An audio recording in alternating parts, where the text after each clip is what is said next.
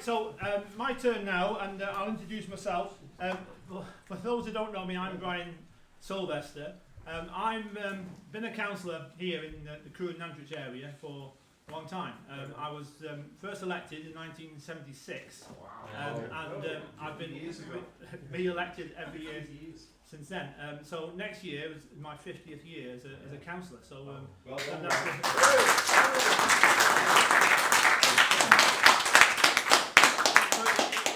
It must be some sort of record. I can't imagine there's many more in the country that have done 50 years. It's a long time. I was 24 when I started. Right, so I'm going to talk first of all about Crewe First and how it came about and what we're doing. Crewe First came about because I was a bit bored during the lockdown, and I thought, well, what I'll do, I'll form a political party. It's not as easy as you first think. It's pretty difficult dealing with the Electoral Commission.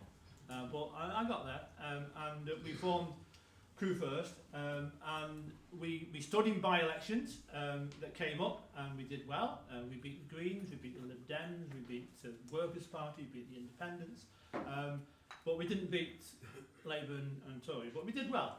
So we were pleased with the start that we had. And then the big breakthrough came in 2023 when there's an all-out election. Now in Crewe, there's 20, would you believe, 20 town councillors, and there's 10 Cheshire East councillors. And Cheshire East is this ginormous big unity council. It carves up half of Cheshire. It's far too big. It covers 450 square miles, and it's been a total disaster since it was formed. But we're stuck with it now.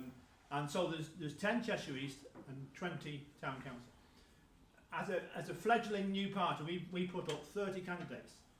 30 candidates. We found 30 candidates, which is quite remarkable because the Tories couldn't find 30 candidates, but we did. And we put the 30 candidates up, and the results were, I still have to pinch myself a little bit about results. Town council results, we got 29% of the vote across the whole town. Crewe's a big town, it's about 60,000 population. And we got 29% of the vote. We got one councillor elected to the town council. I came within 5 votes of getting elected. The councillor that we got elected onto the town council was the first ever non-Labour councillor to get elected. So we showed it can be done. It's hard work. You've got the leaflets over there. You can see that we put out a lot of leaflets. It's hard work, but it can be done. The electoral system doesn't help you. If we had a fair electoral system in Crewe, at the election in 23, we would have had, let me work this out, we would have had 6 town councillors and 2 borough councillors, but instead we ended up with 1. So the electoral system doesn't help us, but there we are. That's what we're stuck with. But that was an amazing start for the party. Now, in my naivety, I thought, well, that's great. We're now the second party in Crewe. We got 29%. The Tories got 10%, and all the other parties got less than 5. So we're clearly we're clearly the main opposition to the Labour Party in Crewe. And I thought, well, that's great. Now we can get in on to all the media. All the media will come to us and say, well, what do you think about this? What do you think about that? But none of it. We are really struggling with the media because the media is stuck in the old framework of saying, right, okay, it's Labour Tory. And so events come up in Crewe. Instead of coming to me as leader of the Crewe First, they'll go to Tories or to the Labour. And protest as much as I like, which I have done, as you can imagine. I've really taken them down on them. But you're like talking to the wall, really. What did Elon Musk say? We're the media now. We are the media. Well, I'll come to Twitter in a minute. I'll come to Twitter in a minute. So that is the problem that we've got at smaller parties. Is getting our message across in the media, because the media don't want to know. BBC, Radio Stoke, and all these sorts. We're covered by Radio Stoke. Right? All my press release, I do a press release at least once a week. Press release goes out. Do they ever print any? No, not one. And the only time that this is funny. But the only time that we really got some media coverage, and this was in the national media, in the Crewe Town Centre, and Simon will know this, and Crewe Town Centre, the stupid council, they bought this big block of shops called the Royal Arcade, and perfectly good block of shops with tenants in there, and all the shops were open and they were doing well, all the rest of it. In their wisdom, they knocked the shops down and said, right, we're going to have a brand new shopping centre, and we're going to build on the land we demolished. So you can guess what happened. They demolished the land, and nothing happened. And it's still nothing's happened. Years and years later, we've just got a bomb site in the centre of Crewe. And so I put out a leaflet. I thought to myself, well, what is the most famous bomb site in the world ever? I thought, well, it's Hiroshima, right? So I put a leaflet out, and I've got the leaflet here, right? Comparing, right, Crewe Town Centre with Hiroshima. And actually, when you look at the photos, there's not a lot of difference. It's not. If you those famous pictures of Hiroshima with just the bell tower standing, well, here we just had the old bus station standing. That was it. That was it. Now that got into all the national media, all the Sun, Mail, the lot, right? But the only reason they were doing that, I think, well, it's going to put us, Crewe first, in a bad light, right? That's why they were doing it. So how outrageous? How can you possibly compare it with Hiroshima? Right? But it didn't actually, because as I said, the results were quite more than good. They were very good in the elections, right? So it didn't backfire at all. It was very positive. But it just shows you that at times you almost have to go to the extreme to get publicity. You shouldn't have to do that, should you? Really? It is very frustrating. So that's where we are. I stood in the general election last year. Obviously, as Crewe first, I couldn't stand in Crewe and Nantwich as Crewe first. So with the Electoral Commission, you are allowed to register up to about, I think, 10 different names, provided you've got your name in the title. So what I stood as is Crewe first, Crewe Nantwich, putting Crewe Nantwich first. So I got away with that. And the idea of standing in the general election was that obviously I didn't expect to win, not at all. But it was an opportunity to get the leaflets over there. You can see the leaflet.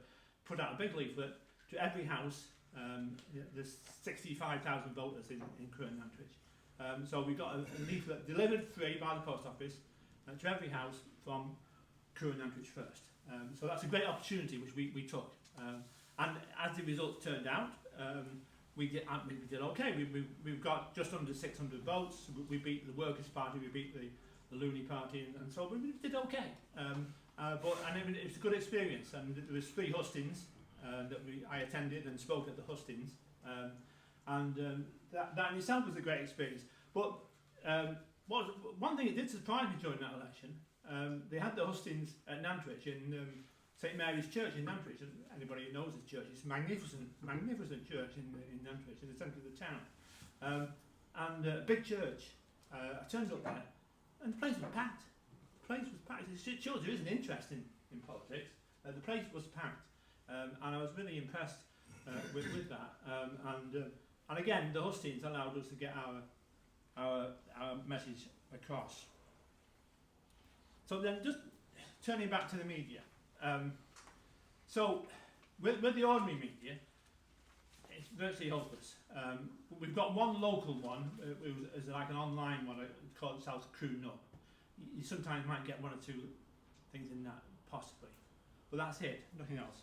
So thank goodness for social media. And as some of you know, I'm very active on social media.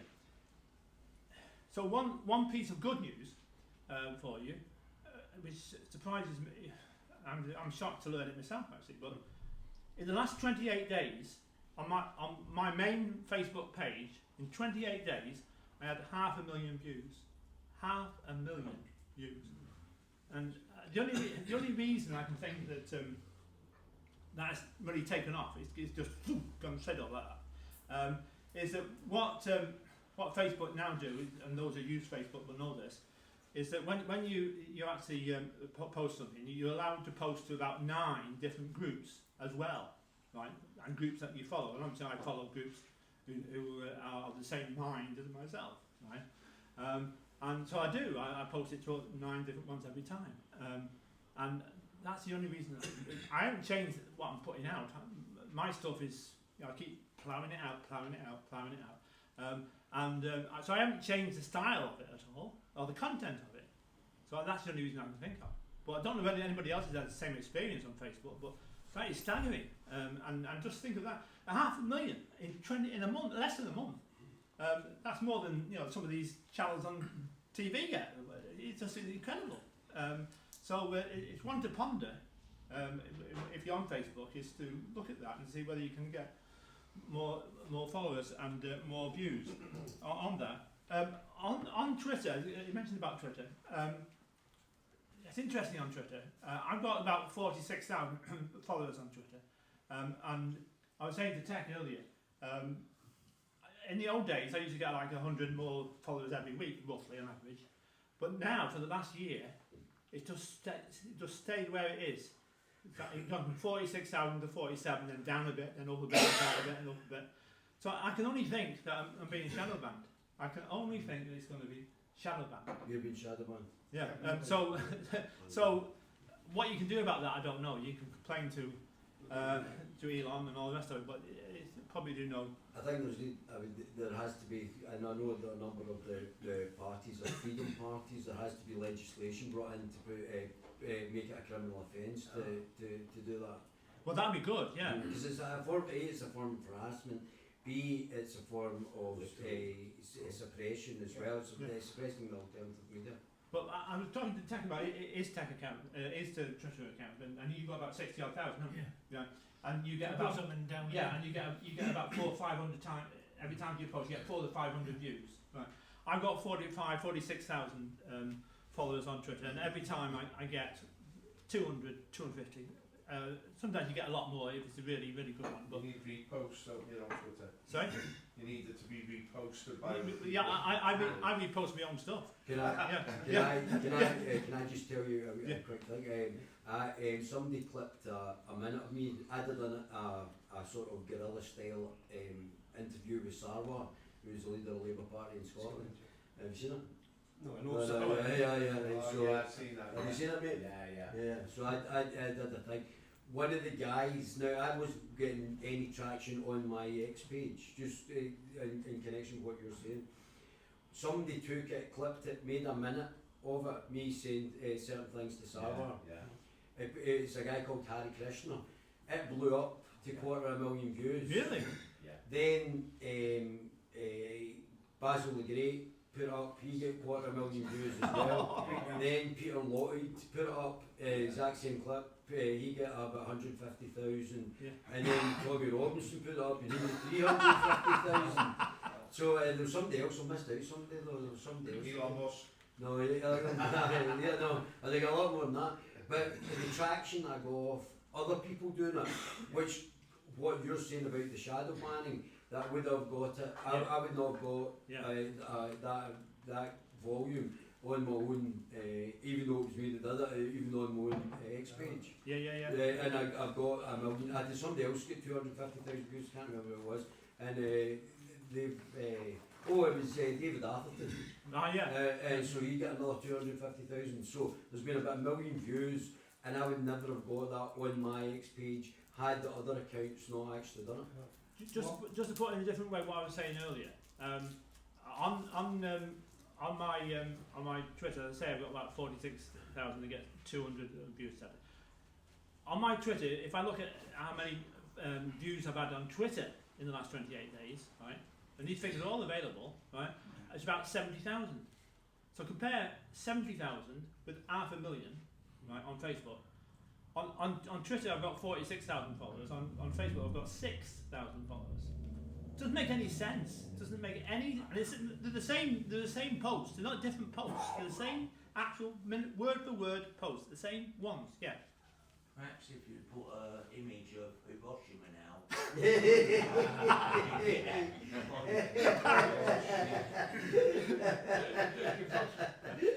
If you put an image of Hiroshima, the Online Safety Act will kick in and Ofcom will have it zapped. What's happening now, if Tech posts something that's controversial, I try to repost it, it won't let me. It tells me you have reached your daily limit. Yeah. And it depends on keywords. If you try to post something that's got certain keywords in it, it'll not let you post that either. But if you delete the term NHS off something, you have to post it. Then the algorithm is being very selective. It needs sorting. But on my Facebook, despite the fact that I've got 500,000, which is remarkable, there is would you believe it, a restriction on it. And why is there a restriction on it? Because they sent me a message saying we're going to restrict your Facebook account because you put this post out which they deleted, and you can guess what it was. It's pure truth about the net zero. Saying net zero is a sham, it's a fraud, and we shouldn't do anything about it. If you put that on Facebook, they say, oh, you can't do that. Oh, no. Take it off altogether and restrict your account. Yeah. So they're judge and jury over the truth. And the person telling the truth is me, not them. Isn't it? You know, it's just crazy. And then on the other accounts, like with TikTok and Instagram and things, again, on TikTok, I've got 6,000 followers on TikTok.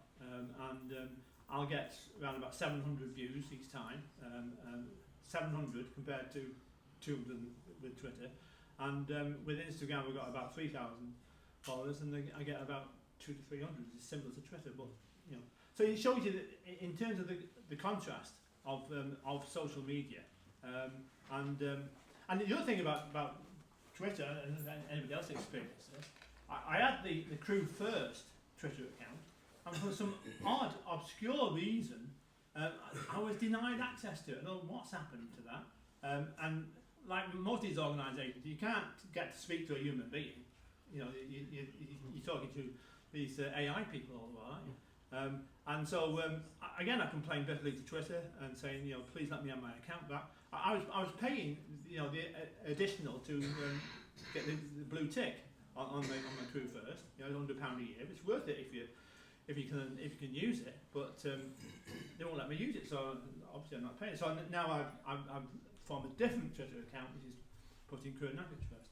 But again, you wonder what on earth is going on in those situations. Let me turn to another issue, which I think might be of interest. Particularly, I'm not sure how this relates to Scotland and Wales, but in England, and I have raised it with colleagues before, but it's worth raising again. Is that in Cheshire East, in Cheshire East, there's 107 town and parish councils. 107, right? Amazing. When it comes to elections in 2023, when there was an election, for all those parish and town councils, you can guess how many actually had an election. Around 80% had no elections. Why? There wasn't enough candidates. Not enough candidates. 80% had no elections at all, right? So people just got in unopposed, right? So what happens then? There's vacancies on these parish and town councils, and when a vacancy occurs, obviously the parish town council have to advertise and say there's a vacancy, and anybody wants to call an election can call an election. Again, obviously for obvious reasons, nobody does, and so these vacancies just pile up.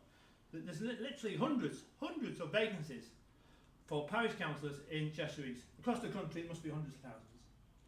It really is unbelievable. Simon is sat at the back there. Simon was one of our candidates in Crewe, a very good candidate for us. After the elections in 23... I'd just like to say, best councillor you've He's very modest, Simon. He's very shy and retiring. After the elections in 23, I said to him, look, I'm on Leighton Parish. Leighton is just over the road, virtually. Leighton Parish. It's a big parish. It's I think it's the biggest in Cheshire East, so it's a big parish. I'm on my second term on that parish. But they got vacancies. I said to Simon, well, why don't you apply? Which he did. He just sent an email to the clerk and said, I wish to be a parish councillor. He said, oh great, okay, come along to the next meeting. He came along, he told him why he wants to be a parish councillor, and said, all in favour, right, Simon, you're a councillor. And that's it. That's all there is to it. Now I don't know how... Sorry? didn't cost me a penny. No, and he's a very good councillor. But it's so simple to do, and most people don't even realise it's there. Councils should be required by law to advertise these vacancies. They don't, because people don't know that. People don't know that they don't know they can apply. They don't know they can become a councillor. And they think, oh, I'll stand for election. You don't even have to stand for election. You just get co-opted. You know. So it is a great opportunity if parties want to get councillors. Because one of the criteria you use to judge whether a party is doing well is how many councillors have you got? Who have you got elected? Right? That's one of the criteria. Obvious criteria, and it's so easy. And again, you don't have to live in the parish. I don't live in Leighton. Don't live in Leighton. Simon doesn't live in Leighton, but we're Leighton parish councillors. Why? Because 3 miles. If you live within 3 miles of the boundary, or work within 3 miles, or even own land or property within 3 miles, you can stand. Right? So it's so easy. So I would certainly ask you to consider that, because it's a way to get in councillors, and that's one of the things that we should be about. What's the situation in Scotland and Wales? Can co-op. Sorry? Your parish council will be a community or town council in Wales, and yes, co-option is available. Right, is it? In a county council, say there are 4 available seats for some ward. If only 2 stand, of the 4, 2 will automatically get a seat, and they might co-opt the other 2. Yeah. And so in Wales, in Wales, can they co-op? Yeah, in Wales they co-opt to town and community. For definite. Right. Okay, good. So that is an opportunity for people to consider. So finally, in terms of Belmont, why am I here? Why is Crewe First here? It's because believe in working together. As been said already, and no need to repeat, is we don't all agree on everything. Never will agree on everything. But we agree on the basics. We agree on the 6 principles, which is great. And we work together, and we will try not to stand against each other where possible. All makes good sense. And how many times have you heard people say, "Oh, these political parties, we should stop fighting amongst each other and warmongering among themselves? Well, why don't they just get together and work together?" Well, here we are. We're here in Crewe working together, aren't we? And so it can be done. I understand there's like 370 political parties registered in the Election Commission, so there's a way to go. but this is a start, isn't it? It's a start. And so I'm very pleased to join Crewe First with the Belmont, and I'm very pleased to do that. And I'm really delighted the way this has worked out today, and it's gone really well. It's very interesting. Thank you very much.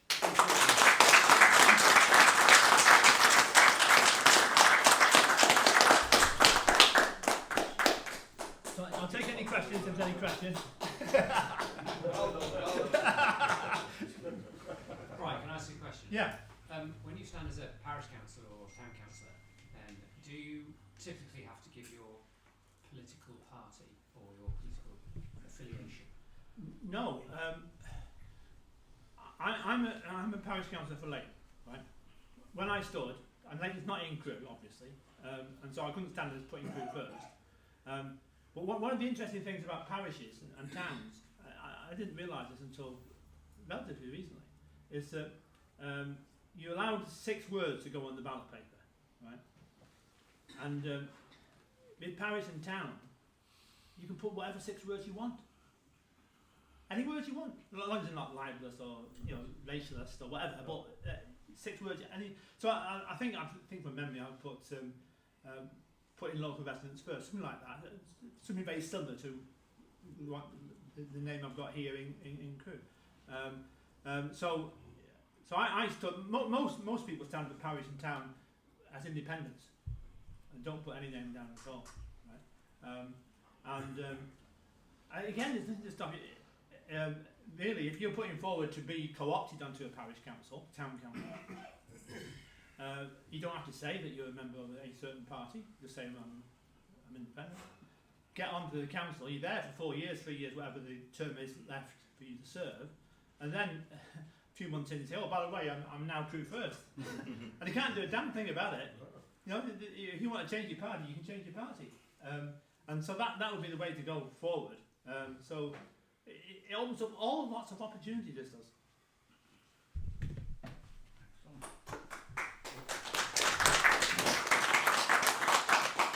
Any other questions before we move on?